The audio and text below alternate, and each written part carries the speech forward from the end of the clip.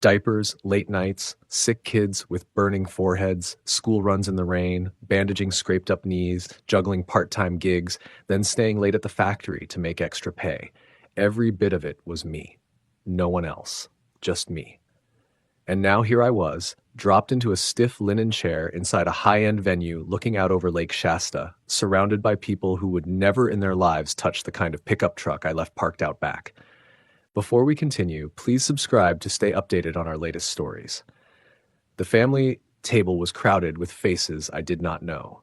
Sharp suits, polished jewelry, perfect nails, and little sideways glances that made it clear I did not belong in their world. Some woman from the groom's side, looked like an aunt maybe, shot her eyes at my shoes, leaned over, whispered to her husband. They both laughed. Across from me, a guy in one of those fleece vests that scream tech money smirked while I picked up the place card and stared at it too long. I felt like I had wandered into a country club costume ball, only no one told me it was not Halloween. 2 seats down, a younger man actually snorted. Guess they had to invite the janitor, he muttered, thinking I could not hear. I heard every word. I kept my mouth shut, just slid my chair back and stood up slow. I was not about to give them a scene. I was not going to waste my energy figuring out who scribbled that name card or how many of these smug people thought I was just some tag-along guest. A pity invite. I just wanted air, wanted to leave. My daughter Morgan was standing across the room with her new in-laws. She was glowing. Her dress was white silk, her hair done in soft waves, her smile wide and alive. They were raising glasses, laughing like nothing in the world was wrong. Maybe, for them, nothing was. Maybe I really did not fit here anymore. Maybe my chapter was over and I had refused to turn the page. I turned my back on them. I did not say goodbye. I could feel the sting in my throat, and I was not about to cry in front of these people. I was not going to hand them that kind of victory. Then the music cut out. The microphone hissed. The chatter dropped flat like someone killed the lights.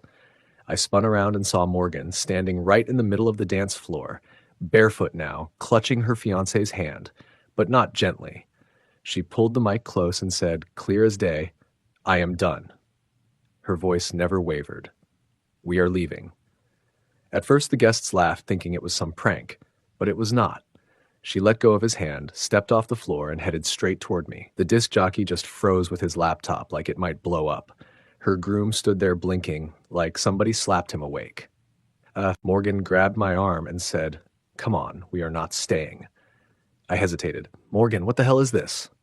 She just shot back, I will explain in the car. So we walked out. Her dress dragged through flower petals and spilled champagne as she marched straight through that glittering hall, past whispering bridesmaids and wide-eyed guests. Nobody stopped her. She did not turn her head. I did not either. We drove off and said nothing for 50 minutes straight. Just the tires on the road, the sound of her bare feet tapping against the pedals on the floorboard, and the swish of her dress every time she shifted. Her makeup still looked flawless, barely smudged, but her jaw was clenched like she was holding back words that could tear the air in half. Her phone was still synced to the car stereo, wedding playlist on loop. I leaned over and shut it off. Neither of us argued. She steered toward Fresno like she already knew the way. My place is not fancy, just a one-story with a busted fence and peeling paint. But the mortgage is mine, the bills are always paid, and it has been home ever since she left for college. She parked out front and just sat there, both hands locked on the wheel like she was bracing for a crash. Finally, she let out a long breath and turned her face toward me. I saw the card before you did, she said, eyes straight ahead. At the rehearsal dinner, it was already on the table. I stared at her. And you still let today happen? I had to be sure, she answered. I needed to see if they would really go through with it, and they did. She opened her small clutch, pulled out her phone, unlocked it without a second thought. No warning. Watch this. She hit play and held it between us. The recording was sharp, too sharp. Her fiancé's father, Kenneth Ashford, stood at the bar with his tie loose and a glass of scotch in his hand. I mean, the guy is basically a handyman with a mop, he said. I looked at his house on Google Maps. It is barely above Section 8 housing. Someone off camera laughed. Then the groom's mother chimed in. Do not be mean. He is a janitor, not a handyman. Let us call him by his real title. More laughter. Then the camera swung and caught Trevor, her fiancé, grinning like it was the best joke he ever heard. Cannot wait until she realizes she could have had her real dad walk her down the aisle, Trevor said. You know, the one who does not clean floors for a living. The video ended. My heart did not. I leaned back in the seat, eyes on the dark street outside. The only thought pounding in my head was this. They all knew. Every last one of them. And after all that, they still smiled right in my face. Her real dad, I muttered under my breath. That piece of trash disappeared before she even cut her first tooth. Morgan turned toward me, her face flat, her voice steady. I told them he was gone. I told them who raised me. They did not care, I said quietly. My voice cracked, and I hated myself for it. Why did you not tell me all this before today? I could have stayed home.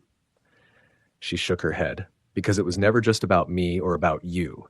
It was about watching people for who they truly are. I needed to see them show it. I needed proof. I looked at her, stunned. So you went through with the wedding just to trap them? I did not marry him, she said sharply. She popped open the glove box and pulled out a folded manila envelope, dropped it in my lap like it was nothing. Never signed the prenuptial agreement, she said. I had my own attorneys review it, make changes, and send it back. They ignored it. So I never signed, which means it is worthless. I opened the envelope. Inside was a stack of papers, legal filings, notarized documents, timestamps, all locked down in her name. Clean, tight, ironclad. You had a lawyer? I asked. I have had a lawyer since March, she answered. Family counsel, confidential. I shook my head. How long have you been working on this? She looked at me like I had just asked the dumbest question in the world. Since I started building something worth protecting. I frowned. And what exactly do you mean by that? She pulled out her phone again, tapped the screen a few times, and turned it toward me. It was a website, a professional homepage with her photo right there. Veritech Diagnostics, predictive diagnostics for preventative care. That is yours? I asked. I am co-founder, she said. We are already in Series C funding. Valuation is sitting around $75 million. I blinked, stunned. You never told me any of this. She just shrugged. I did not want to jinx it, and I did not want anyone to think I got there because of them. I sat back, holding her phone like it might burn through my skin. My daughter, the same girl who used to build robots out of old toaster parts, was now someone investors chased after, and I had not known. She slid the phone back into her purse and said, They thought they were marrying up. I looked at her hard. And you let them believe it. Damn right I did, she said, swinging the door open and stepping barefoot into the gravel. I followed her inside. The place smelled like old leather and dust, the way it always did. She kicked off her shoes by the door like when she was a teenager, then headed straight for the kitchen. She pulled 2 beers from the fridge like it was second nature. That was when it hit me. She had never really left. She slid 1 bottle across the table to me, then sat down and started peeling the label off hers. She looked calm on the outside, but her eyes were sharp and focused, like a storm waiting just off the coast. She took a sip, then reached into her overnight bag and pulled out another manila folder, thicker this time, heavier. She dropped it in front of me, and it hit the table with a heavy thud. Open it, she said. I raised a brow but did what she asked. Inside were stock certificates, legal agreements, purchase records, all stamped and signed. The first read Clearview Holdings. The rest carried the same name. What is this? I asked slowly. That is my trust, she said. I have been buying into Ashford Medical Supply for the last year. I stared at her. You bought stock in Trevor's family company? No, she said, leaning forward. I bought control. My mouth went dry. How much? 42%, she answered. As of last week. I looked back down. The documents were perfect, tied through holding companies, some in Nevada, some in Delaware. The kind of structure only serious money people use when they want to stay invisible. That is how they never saw you coming, I muttered. She gave a single nod. They thought I was just some science nerd who would play along with their little empire. They did not realize I already had one of my own. She explained. I used dividends from Veritech and the inheritance Grandma left me. Remember when I asked you to help open that trust account 3 years ago? Yeah, I said slowly. That was the start. I pushed the papers back and sat heavy in my chair. So you were sitting on this the whole engagement? I was not sitting, she said firmly. I was digging. She pulled out another folder, this one black leather, the kind high-end executives walk into court with. Inside were spreadsheets, flagged documents, and chains of internal emails. She spread them across the table like puzzle pieces. Here's their inventory discrepancy report, she said. They claimed $15,000 in losses last quarter. The real number is closer to $60,000. And here's their vendor list. Look at this company, ProMed Solutions, charging Ashford 15% above cost. Guess who owns it? Trevor's uncle. She slid another stack across the table. Here's their Federal Drug Administration compliance report. It is falsified. I paid an outside agency to re-audit every line. I stared down at the mess in front of me. I never went to college, but I know the smell of rot when it hits. This stank of lies, greed, and cover-ups. They are not just careless, she said, tapping the paper. They are reckless. Once this gets out, nobody will touch them. I shook my head slowly. Morgan, this is a war. Her eyes lit up. Exactly. She pulled 3 more documents from her folder. Signed proxy agreements. 2 from minority shareholders, 1 from a board director, Patricia Foster. Together, they control about 14%. They are tired of the Ashfords running this place like their personal piggy bank. I have been working them for months. Patricia promised to stand with me if I could hit quorum. I squinted, trying to keep up. So with their backing, you can force an emergency vote and win it. She nodded. And what do you need me for? I asked. That was when she laid down one last sheet. Slim, direct, a proxy authorization form. I am giving my vote to you, she said. I just stared. What? I'm still a stakeholder, but you hold the voting rights, at least for now. Optics matter. They can scream, I'm just a bitter ex-fiancé all they want, but if they have to answer to you, the man they sneered at, they will choke on it. Her voice was calm, but her eyes burned. I looked down at the form. Why me, Morgan? You built this. You should finish it. I will finish it, she said, leaning closer. But this part, this is yours. They mocked the man who kept the lights on by pulling double shifts, the man who ate leftover spaghetti so his daughter could buy robotics kits. They laughed about him in their club like he was dirt. Now that same man is going to sit at the head of their boardroom. My hands trembled on the table, not from fear, from something I had not felt in years. Pride and rage, both tangled together. You really want me in that chair? I asked. I want you at the head of it, she said. You are certain? She smiled, not like a daughter this time, but like a commander passing the last order. I have never been more certain. I picked up the pen and signed. She closed the folder, calm as if nothing had just shifted the earth beneath us. Meeting is Tuesday, she said. Be ready, and wear a real suit. I do not own a real suit. You will. She drained her beer and dropped the empty bottle in the sink with a sharp clink. Then she walked off toward the spare bedroom, like she had never moved out, like it was just another night home from school. I stayed in the kitchen, palms flat against the table, papers spread out in front of me. That was when it hit me. My daughter had not come back looking for help. She had come back with a battle plan. And it was not tears or hugs she offered me, it was leverage. Tuesday morning she tossed a garment bag at me. Charcoal gray. Tailored. You will thank me later. I pulled it out, stiff fabric still wrapped in plastic. I was used to canvas pants and steel-toe boots, not polished leather shoes. But I put it on, buttoned it, laced the shoes she had left by the door. When I caught my reflection, I did not see a janitor anymore. I saw the man they were about to regret underestimating. At 9:06 in the morning, 6 minutes past the start, we walked into Ashford Medical's headquarters. Morgan did not knock. She shoved open the frosted glass doors like the place belonged to her. Every head turned. 12 people around a long mahogany table. Crystal water pitchers. Notepads laid out neat, like they were waiting for a product demo instead of a reckoning. Kenneth Ashford sat at the far end in a navy suit that probably cost more than my first car. He shot to his feet the second he saw us. You are not allowed in here, he snapped. Morgan's face didn't flinch.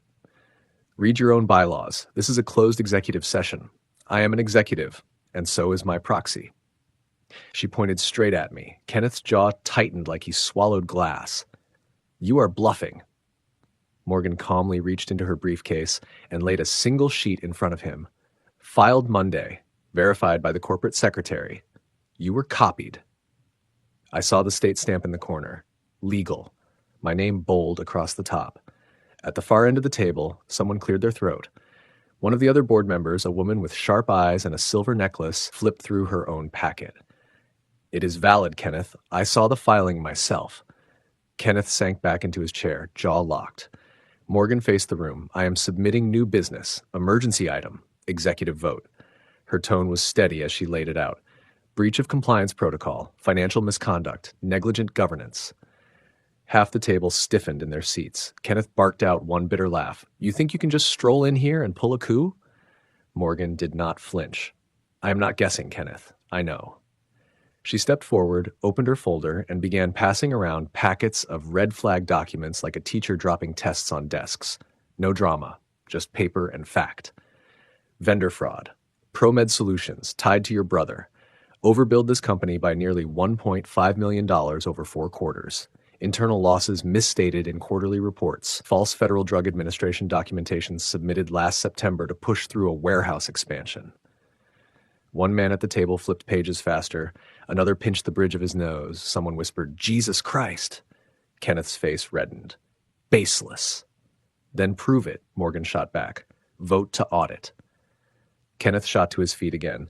This company has been in my family 50 years. We built it from nothing. You think you can just... Your legacy ended when you started funneling fake invoices through shell companies. Morgan cut him off. You did not build this. You gutted it. For the first time, Trevor, his son, opened his mouth. His voice was low. Morgan, come on. It does not have to go this way. Her eyes turned ice cold. You already made it this way. The silence that followed pressed on everyone. Then Morgan drew a breath and nodded toward me. My proxy, Ryan Mitchell, is prepared to call the vote, along with shareholders Patricia Foster, Michael Torres, and Jessica Hamilton. Patricia, the sharp-eyed woman, raised her hand. Confirmed. Michael and Jessica followed. Together it made 56%. Kenneth's face drained white. He looked at his brother, then his nephew. Neither moved. I move, Morgan said clearly, to remove Kenneth Ashford, Gerald Ashford, and Trevor Ashford from all executive authority effective immediately. I stood up, steady. I second. Patricia took the lead. All in favor? Hands went up. 5, 6, 7, 8. Majority. Motion carries. Kenneth's voice cracked. You cannot do this. Morgan leaned across the table, calm as ever. You handed me your trust, Kenneth, and I used it. You handed me your arrogance, and I weaponized it. Kenneth collapsed back into his chair, hollow-eyed. Trevor stayed frozen, staring down at the polished table like if he never looked up, it might all disappear. Patricia rose. Final order of business. Interim chair appointment. Candidate? Ryan Mitchell, Morgan said. I stayed still, but she gave me one sharp nod. Stand. I stood. Votes? Patricia asked. The same hands went up. 8. Motion passed. Congratulations, Chair Mitchell. The room tilted for a second, but I steadied myself.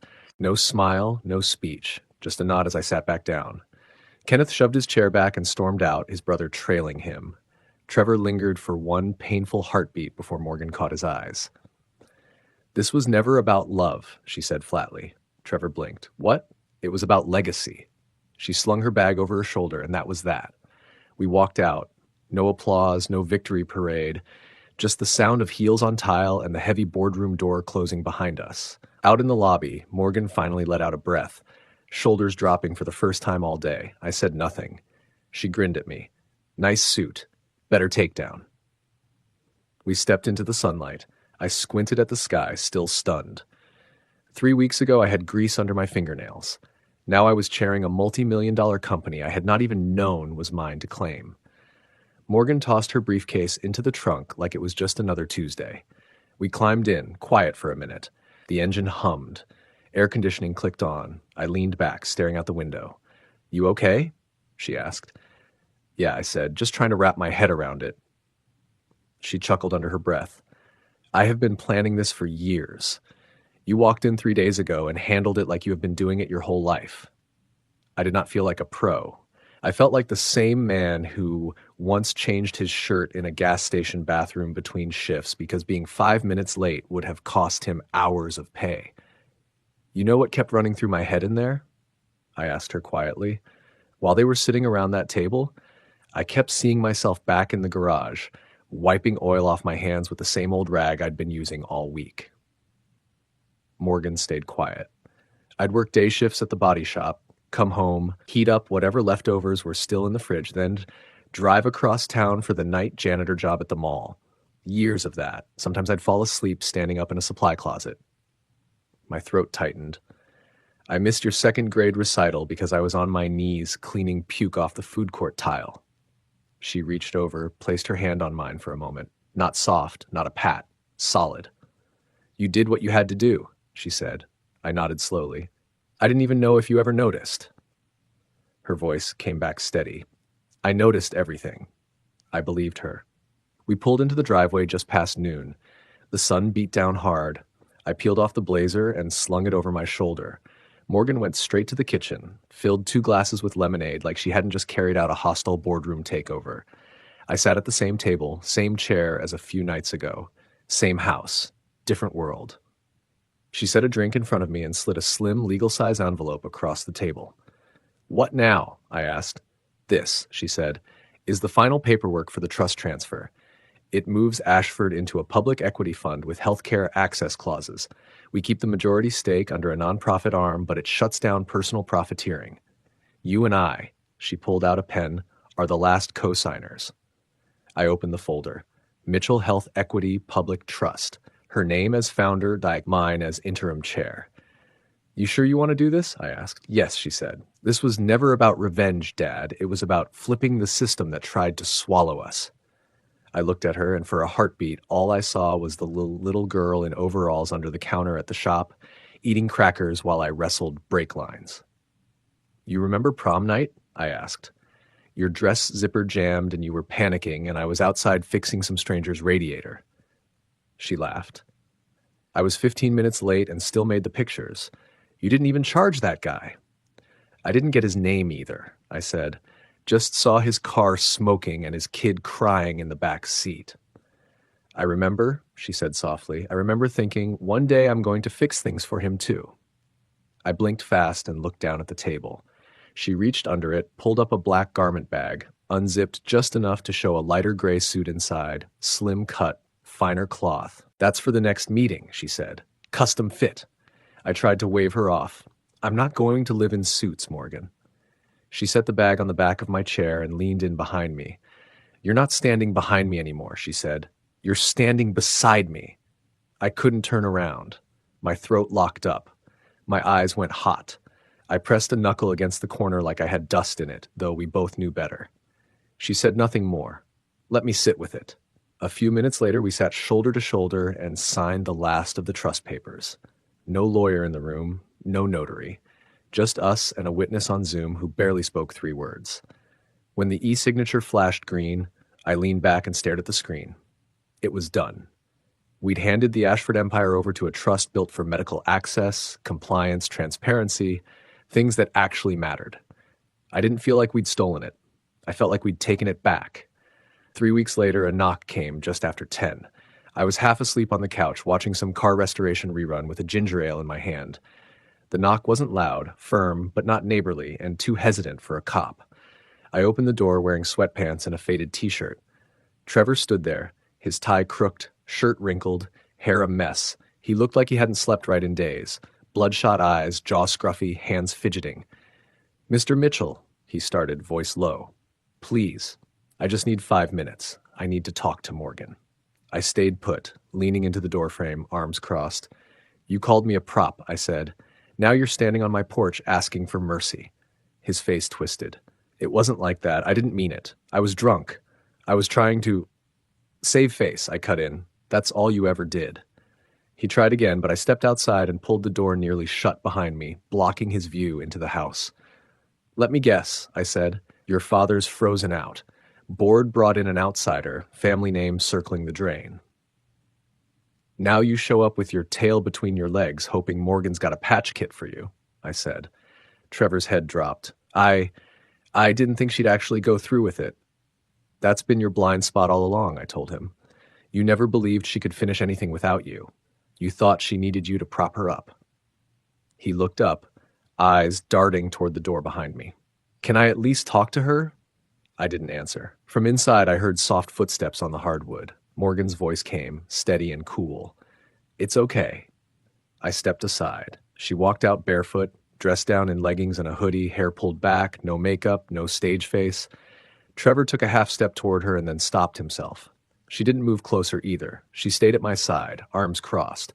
Her eyes were clear, sharp, not flaring with anger, but worn out, the kind of tired that comes from carrying other people's mess for too long. "You don't get to twist this," she said quietly. "Not here.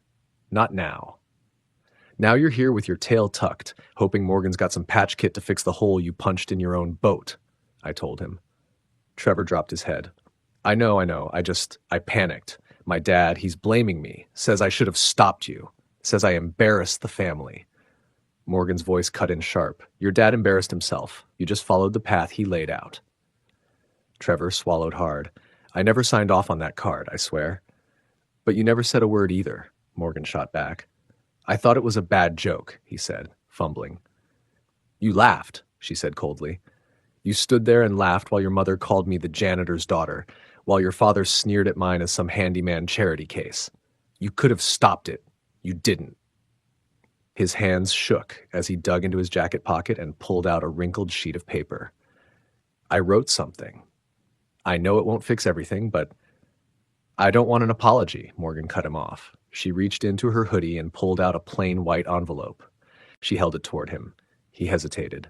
"What's this?" "Cease and desist," she said, matter of fact. "Covers personal contact, professional involvement, and any attempt to interfere with the transition. My boundaries in writing." He stared at it like it was glowing. "You're serving me? No, I'm protecting myself and my company. This isn't personal, Trevor. It's structural."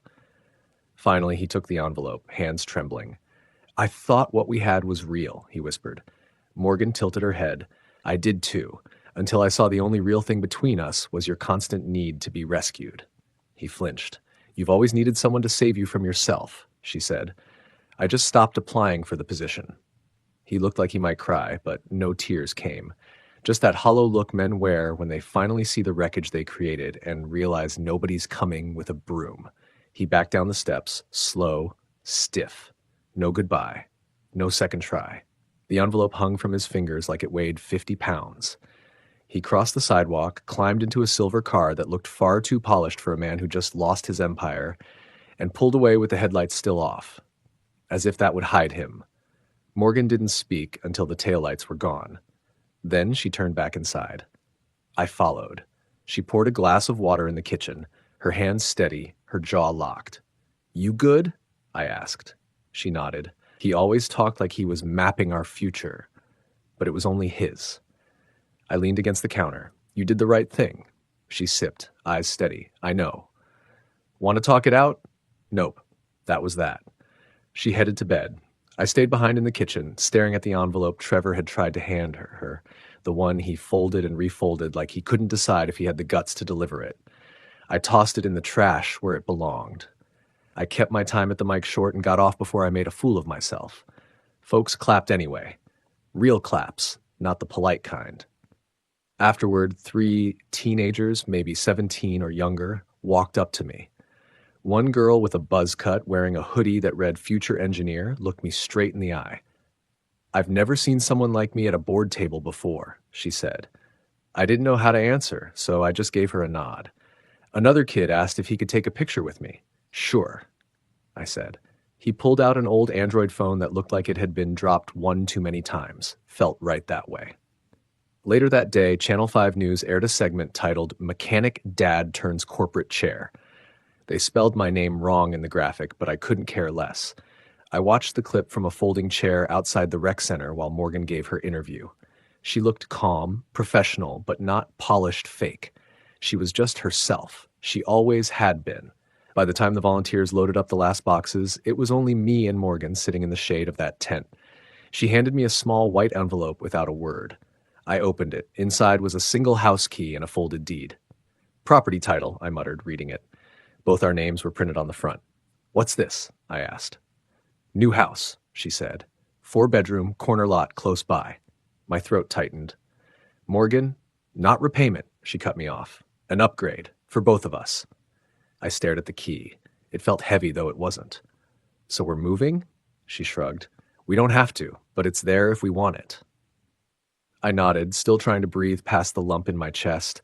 We sat there listening to the wind and the occasional car passing by. No rush, no applause, just two people who'd spent years clawing forward, finally sitting still.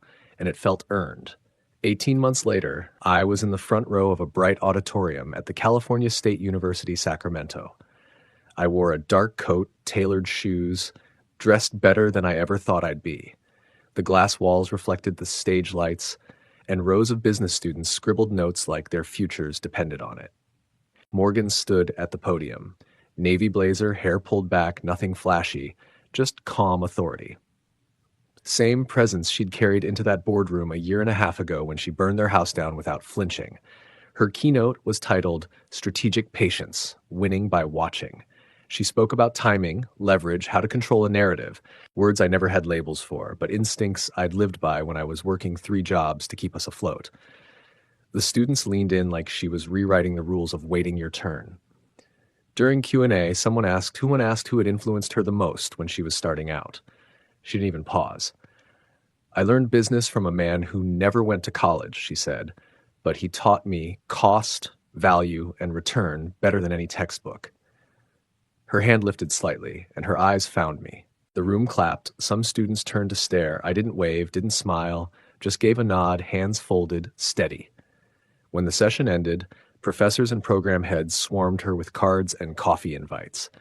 I slipped out through the side door. Outside at the valet stand, I walked past a kid I recognized, the same one who had laughed at my beat-up truck at the wedding. He didn't know me now. He glanced at the coat, the shoes, and said, "Nice ride, sir." I handed him a 10. "Thanks," I said and kept walking. A town car idled at the curb. Morgan sat inside, finishing a bottle of water, phone buzzing with texts. She looked up when I climbed in. "You crushed it," I said. "I know," she said with a smirk, "but thanks." We pulled away in the flow of campus traffic. Neither of us spoke for a while. Finally, I turned toward the tinted window and muttered, "You didn't have to do all this." "You're right," she said. "I didn't. I wanted to." We hit a red light at the edge of campus. I glanced out and saw a billboard over the gas station where I used to scrape quarters for fuel. Big white letters on a navy backdrop, "Integrity is inherited." Mitchell Health Equity Fund. No logos, no design tricks, just words. I leaned back, shut my eyes. It wasn't revenge. It was resolution. That was what it felt like. To hear the next story, click the box on the left. And as always, thank you for watching.